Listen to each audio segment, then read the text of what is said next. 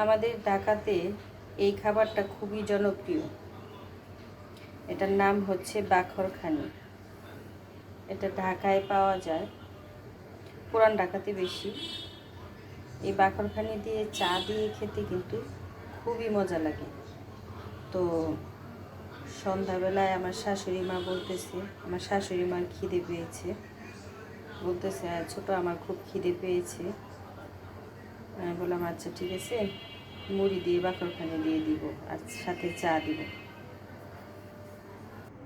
আমার শাশুড়ি মা চা দিয়ে বাখরখানি মুড়ি এগুলো দিয়ে খেতে খুবই পছন্দ করে।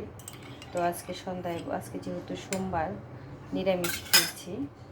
তো নিরামিষ খাওয়ার জন্য মানে একটু সকাল সকাল খাওয়া হয়ে গেছে, এই জন্য এখন উনি বলতেছে ছোট আমার তো খুব খিদে পেয়েছে। আমি বললাম আচ্ছা ঠিক আছে, তোমার জন্য চা করে নিয়ে আসি, চলো দেখি কি বলে।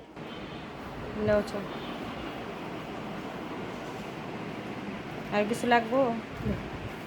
একটা বাখরখানি দেই, দিমু? খাইবা না? হ্যাঁ আমরা তো খামু, তুমি খাও।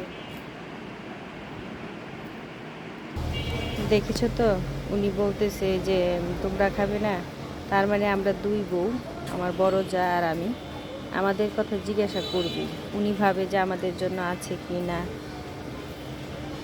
এটাই তো, মার থেকে উনি মানে আমাদের প্রতি অনেক যত্ন।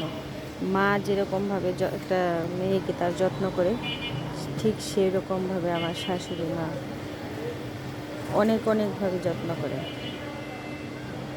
যে যত্নটা করে সেটা মানে ভাষায় বলে বোঝাতে পারবো না। তাই তো আমি ওনাকে অনেক ভালোবাসি।